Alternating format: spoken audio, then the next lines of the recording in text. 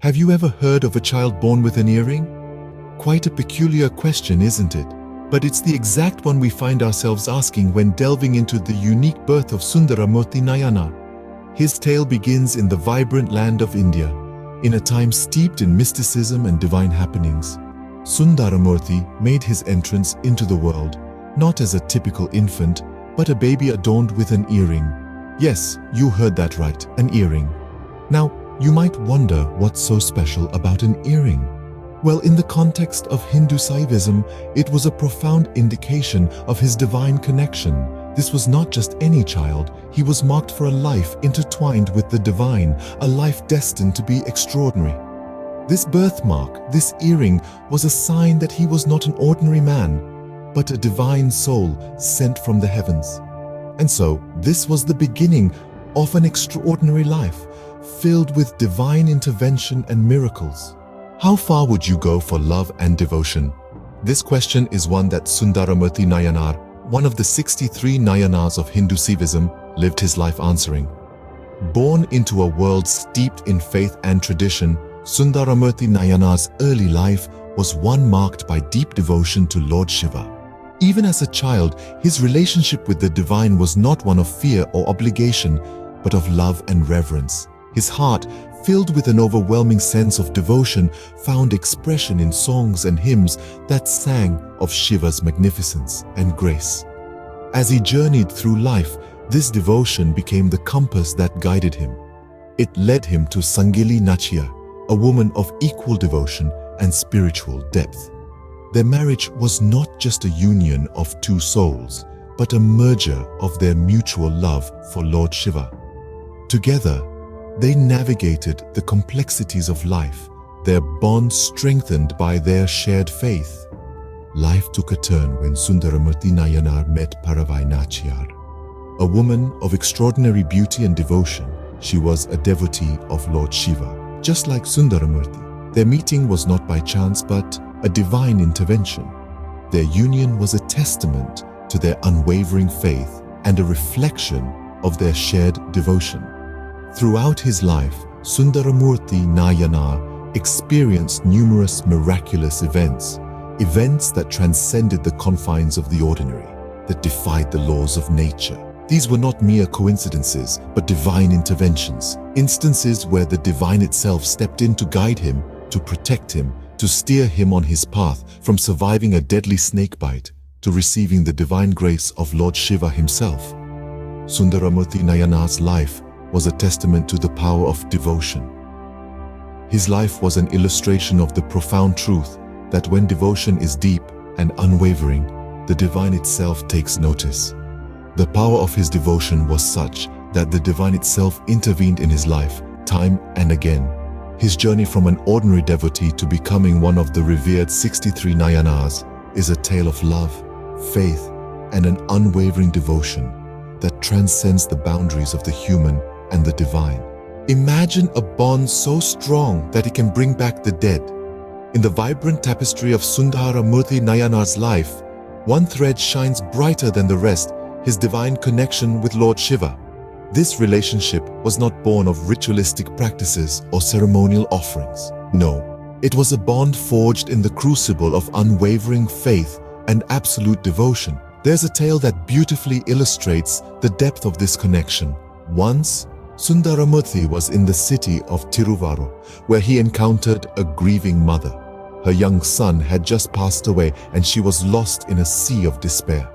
Sundaramurthy, moved by her anguish, turned to Lord Shiva, his heart filled with an earnest plea.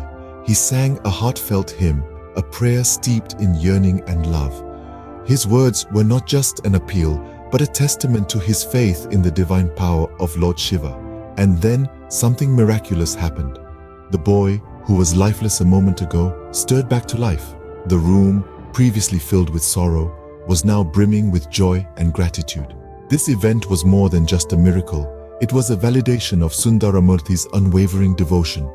His faith had become a beacon, a bridge between the mortal world and the divine. And Lord Shiva, moved by his devotees' love and faith, couldn't help but respond.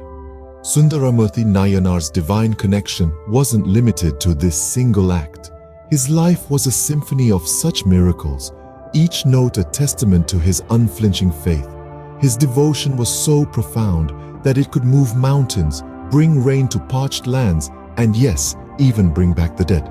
It's important to remember that Sundaramurthy's connection with the divine was not a product of his mystical abilities or supernatural powers. It was the result of his pure devotion, his relentless faith, and his unyielding love for Lord Shiva. His faith was not a mere belief, but an undeniable force that defied the laws of nature. What if I told you that songs could move mountains? Yes, you heard that right. For Sundaramurthy Nayanar, a revered saint amongst the 63 Nayanars of Hindu Saivism, this wasn't just a metaphorical statement. His songs, infused with pure devotion and love for the divine, held such power that they could shake the very core of the universe. Sundaramurthy Nayanar was not just a devoted follower, but also a gifted poet. His divine songs, also known as Devarams, were the rhythm of his heart, the melody of his soul, and the voice of his unwavering faith. Each verse was a testament to his profound connection to the divine, a harmonious blend of spiritual yearning and poetic beauty. His Devarams were not just hymns, they were intimate conversations with the divine. They were his prayers, his pleas, his praises, and his confessions. Each note resonated with his love for Shiva, each word a testament to his devotion. One of the most remarkable tales of Sundaramurthy Nayanar's divine songs is the story of how his hymns moved a mountain. Yes, a literal mountain. It's said that his impassioned singing stirred the divine to such an extent that the holy mountain Veliangiri shifted its position. His songs did not just move the hearts of the people, but also the gods and the elements of nature. But it wasn't just the mountains that his songs moved. His hymns resonated with the masses, touching their hearts, stirring their souls, and awakening their spiritual consciousness. His songs were a beacon of hope for the hopeless, a source of strength for the weak, and a pathway to spiritual awakening for those lost in the illusions of the material world. The power of Sundaramurthy Nayanar's songs lay not just in their lyrical beauty or melodious tunes. It was his unshakable faith, his pure devotion, and his unwavering love for the divine that breathed life into his hymns, making them more than just songs. They became divine hymns that echoed through the heavens. His songs were not just melodies, but divine hymns that echoed through the heavens. What if your final journey was led by a divine white elephant? Imagine that for a moment. This was the extraordinary experience of Sundaramurthy Nayanar, a man whose life was steeped in unwavering devotion and who found himself on a celestial journey like no other. The story goes like this. Sundaramurthy, in the twilight of his life, was visited by a radiant white elephant. This was no ordinary beast but a divine creature sent by none other than Lord Shiva himself. The elephant was a symbol of purity, wisdom, and power. It was an assurance from the divine, a beacon guiding Sundaramurthy towards the heavenly abode. The sight of the elephant was awe-inspiring, its presence profound, and its purpose clear, to escort the devout Nayanar on his final journey. As Sundaramurthy climbed upon the elephant's back, he looked back one last time at the world he was leaving behind, a world where he had lived a life of deep devotion, where he had connected with the divine through his soul-stirring songs, where he had experienced miracles that were the fruits of his unwavering faith. He then turned his gaze forward, towards the heavens, towards his future, towards his final destination. With a heart filled with joy, anticipation, and a sense of fulfillment, he embarked on his journey. As the elephant began its ascent, it was as though time stood still. The world below faded away, and all that remained was Sundaramurthy and his divine guide moving towards eternity. The journey was serene, filled with a sense of peace that transcended understanding. Finally, they reached the divine abode, a place of infinite beauty and tranquility. As Sundaramurthy dismounted, he was welcomed with open arms by Lord Shiva. He had arrived. His life's journey had culminated in this moment of divine union. His life was a testament to the power of unwavering devotion and the divine miracles it can create. Sundaramurthy Nayanar's final journey serves as a beautiful reminder of the profound spiritual journey that each one of us is on. A journey that can lead us to experiences beyond our wildest imaginations if we choose to embark on it with faith, devotion, and love. So, what can we learn from the life of Sundaramurthy Nayanar?